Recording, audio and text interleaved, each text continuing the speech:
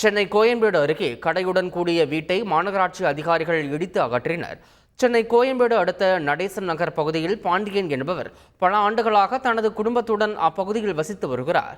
இவர் அதே பகுதியில் வீட்டுடன் கூடிய உணவகம், டீ கடை உள்ளிட்டவற்றையும் வைத்து நடத்தி வருகிறார். இந்த நிலையில் இந்த நிலம் ஆக்கிரமிப்பு என கூறி மாநகராட்சி அதிகாரிகள் போலீசுடன் வந்து குடியிருப்பில் ஜேசிபி இயந்திரம் மூலம் இடித்து அகற்றினர்.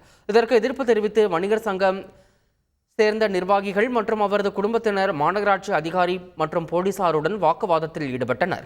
இதனால் அப்பகுதியில் பெரும் பரபரப்பு ஏற்பட்டது. எல்லாரும் சேர்ந்து எனக்கு ஒரு முடிவு சொல்லி ஆகணும். ஐயா முதலமைச்சர் ஐயா, நீங்க எனக்கு ஒரு நல்ல பதில் சொல்லணும் ஐயா. நீங்க இதை பார்க்கணும். நான் உங்ககிட்ட வர்றதுக்கு எவ்வளோ முயற்சி பண்ணேன், என்ன உடல.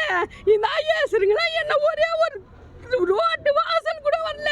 தலைமைச் செயலகத்துக்கு 4 வாட்டி வந்தேன், என்னை உள்ள அனுமதிக்க மாட்டேன்னுட்டாங்க. ஐயா நீங்க இந்த வழியாவது பார்த்து எனக்கு ஏதாவது ஒரு முயற்சி பண்ணி சொல்லணும் ஐயா.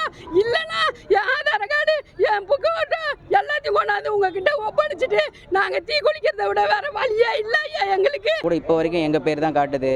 இது புறம்போக்கு இடம், இது வழி, இதை நீங்கள் ஆக்கிரமிச்சிட்டிங்கன்னு சொல்லி இப்போ இந்த ஒரு 4 வருஷமாக இந்த ஐஏஎஸ் குவார்ட்டர்ஸ் வந்ததுக்கப்புறம் ரொம்ப ப்ரெஷர் பண்ணி எங்களை இந்தமாரி ரொம்ப துன்புறுத்தி சம்பாரித்த காசு எல்லாம் இழந்து பேங்க் லோனில் இருக்குது. இது வெரிஃபை ஆகி பேங்க் லோனில் இருக்கிற இடம் இது.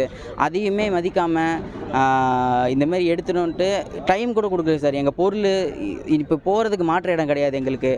அது கூட ஒரு 3 மணி நேரம் டைம் கேட்டோம் எங்கள் பொருள் எடுக்கிறதுக்கு, அதுக்கும் கொடுக்கல. இப்படி எல்லாரையும் கழுத்தை பிடிச்சி வெளியே தத்திட்டு இவங்க இப்படி அராஜகம் பண்ணுறாங்க சார். செய்திகளை உடனுக்குடன் தெரிந்து கொள்ள உடனே சப்ஸ்கிரைப் பண்ணுங்க.